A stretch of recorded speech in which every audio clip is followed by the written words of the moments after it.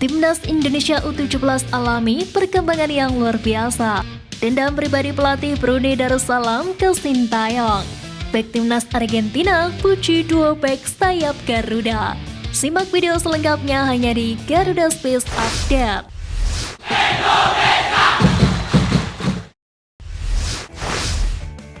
Pelatih Timnas Indonesia U17 Bima Sakti meluruskan bahwa Arkan Kakak bukan dicoret dari seleksi, melainkan dipulangkan ke klubnya Persis Solo. Bima Sakti menyebut terjalin kesepakatan dengan Persis Solo untuk memulangkan Arkan Kakak usai menjalani pemusatan latihan selama 2 pekan. Hal itu tak terlepas dari kebutuhan Arkan Kakak di lini serang Persis Solo jelang laga pekan kelima Liga 1. Selain Kakak, juga adalah Sultan Zaki yang akan bergabung kembali ke klubnya PSM Makassar. Keduanya akan kembali ke pemusatan latihan usai melakoni laga bersama klub.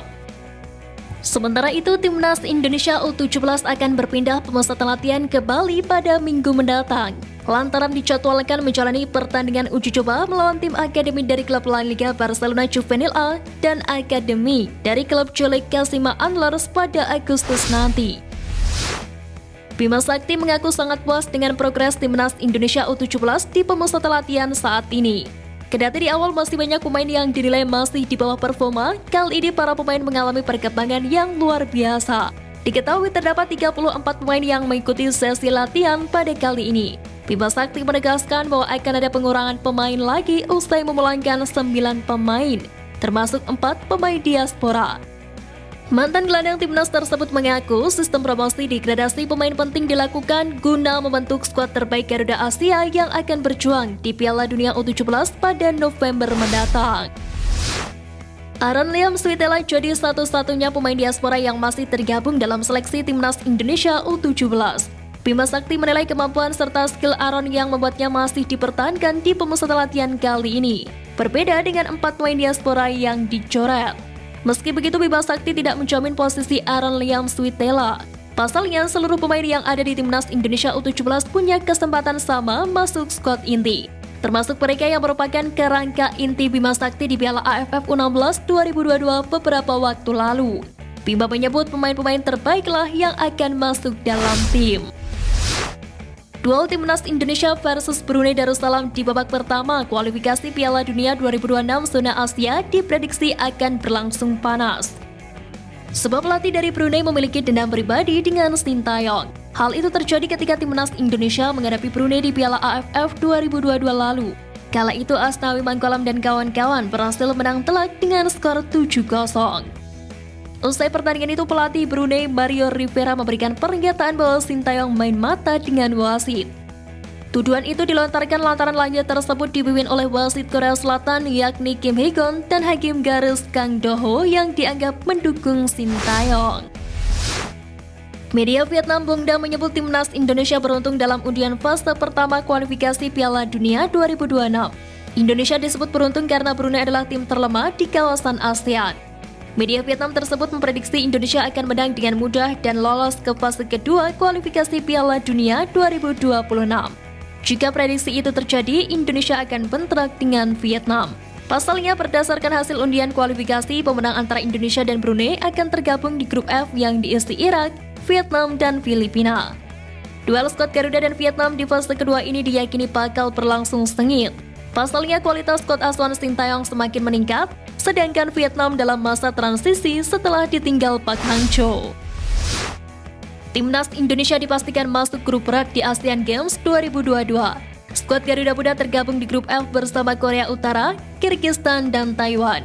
Menanggapi hasil drawing tersebut, Indra Syafri mengaku optimis skuad Garuda Muda bisa berprestasi.